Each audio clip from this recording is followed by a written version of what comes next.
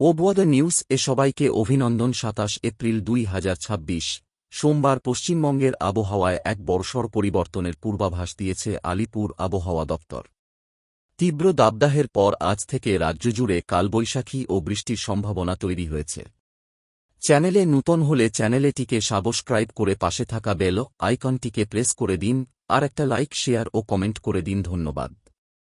দক্ষিণবঙ্গের আবহাওয়া। তীব্র গরমের পর আজ দক্ষিণবঙ্গের জেলাগুলোতে স্বস্তির খবর রয়েছে। বিহারের ওপর একটি ঘূর্ণাবর্তের কারণে বঙ্গোপসাগর থেকে প্রচুর জলীয় বাষ্প ঢুকছে, যার ফলে পারদ ৩-৪ ডিগ্রি নামতে পারে। কলকাতা আজ সর্বোচ্চ তাপমাত্রা ৩৪ সেলসিয়াস এবং সর্বনিম্ন তাপমাত্রা ২৭ সেলসিয়াসের আশেপাশে থাকতে পারে। বিকেল বা সন্ধ্যায় বজ্রবিদ্যুৎ সহ বৃষ্টির সম্ভাবনা রয়েছে। ঝড়বৃষ্টির সতর্কতা নদিয়া, বীরভূম, মুর্শিদাবাদ, বর্ধমান, বাঁকুড়া এবং পশ্চিম মেদিনীপুরে হালকা থেকে মাঝারি বৃষ্টির সম্ভাবনা রয়েছে। ঝোড়ো হাওয়া অনেক জেলায় ৫০-৬০ কিমি বেগে দমকা হাওয়া বইতে পারে। বাঁকুড়া ও পশ্চিম মেদিনীপুরে শিলাবৃষ্টির সম্ভাবনাও রয়েছে। অন্যান্য জেলা দক্ষিণ ২৪ পরগনা, উত্তর ২৪ পরগনা, হাওড়া এবং হুগলিতেও বিক্ষিপ্ত বৃষ্টির পূর্বাভাস দেওয়া হয়েছে। উত্তরবঙ্গের আবহাওয়া। উত্তরবঙ্গে বৃষ্টির দাপট আরও বাড়বে। পাহাড়ের জেলাগুলোতে ভারী বৃষ্টির সতর্কতা জারি করা হয়েছে। ভারী বৃষ্টি দার্জিলিং, কালিম্পং, জলপাইগুড়ি এবং আলিপুরদুয়ারে ভারী বৃষ্টির সম্ভাবনা রয়েছে। ঝোড়ো হাওয়া কোচবিহার ও মালদহসহ অন্যান্য জেলাগুলোতে ৪০-৫০ কিমি বেগে ঝোড়ো হাওয়া বইতে পারে। এক বিশেষ সতর্কবার্তা। কালবৈশাখীর সম্ভাবনা। আজ বিকেল বা সন্ধ্যার দিকে দক্ষিণবঙ্গের জেলাগুলোতে কালবৈশাখীর জোরালো সম্ভাবনা রয়েছে। বাতাসের গতিবেগ ঝড়ের সময় বাতাসের গতিবেগ ঘণ্টায় ৫০-৬০ কিমি পর্যন্ত পৌঁছাতে পারে। বজ্রপাত মেঘলা আকাশ এবং গুমোট গরমের পর হঠাৎ বজ্রবিদ্যুৎ সহ বৃষ্টির সময় বজ্রপাতের প্রবল ঝুঁকি থাকে। তাই এই সময়ে খোলা আকাশের নিচে না থাকার পরামর্শ দেওয়া হয়েছে। জলীয় বাষ্পের প্রভাব। আবহাওয়া দপ্তরের মতে বিহারের ওপর একটি ঘূর্ণাবর্ত অবস্থান করছে। এর ফলে বঙ্গোপসাগর থেকে প্রচুর পরিমাণে আর্দ্রতা বা জলীয় বাষ্প রাজ্যে প্রবেশ করছে। এটাই মূলত বৃষ্টি ও ঝোড়ো হাওয়ার প্রধান কারণ। এর ফলে আগামী কয়েকদিন তাপমাত্রা আরও ৩-৪ ডিগ্রি সেলসিয়াস কমতে পারে। উপকূল ও পশ্চিমের জেলাগুলোর পরিস্থিতি। উপকূলীয় জেলা পূর্ব মেদিনীপুর এবং দক্ষিণ ২৪ পরগনার উপকূলীয় এলাকায় আর্দ্রতাজনিত অস্বস্তি বজায় থাকলেও বিকেলের দিকে ঝোড়ো হাওয়ার কারণে আবহাওয়া কিছুটা ঠান্ডা হবে।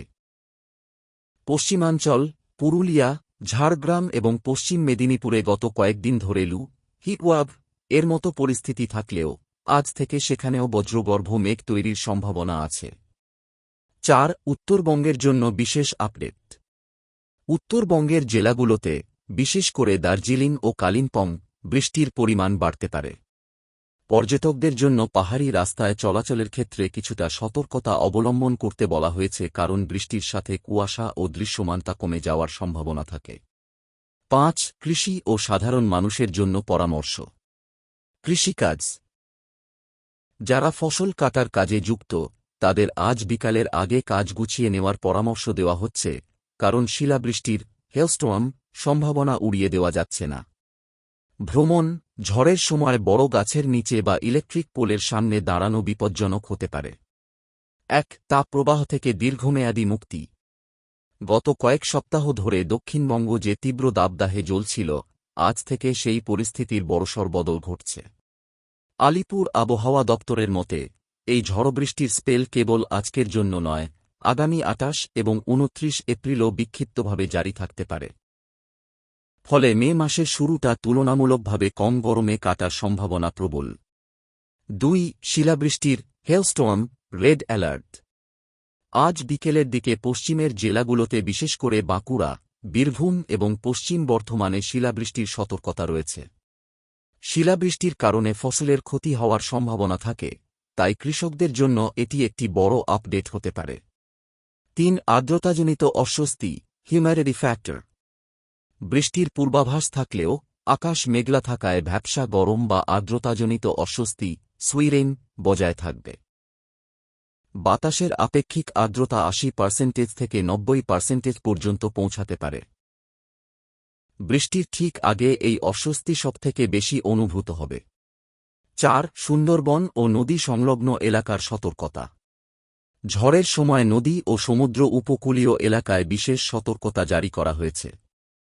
মৎস্যজীবীদের গভীর সমুদ্রে যেতে নিষেধ করা হয়েছে, কারণ ঝোড়ো হাওয়ার প্রভাবে সমুদ্র কিছুটা উত্তাল থাকতে পারে। ১. মেঘের গতি প্রকৃতি, ক্লাউড ট্র্যাকিং।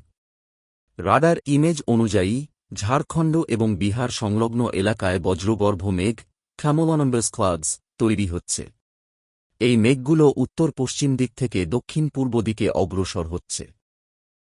এর মানে হল, প্রথমে মালদহ ও বীরভূম, তারপর পর্যায়ক্রমে মুর্শিদাবাদ, বর্ধমান এবং শেষে কলকাতা উপকূলীয় জেলাগুলোতে এর প্রভাব পড়বে। ২. সন্ধ্যার পর তাপমাত্রার পতন।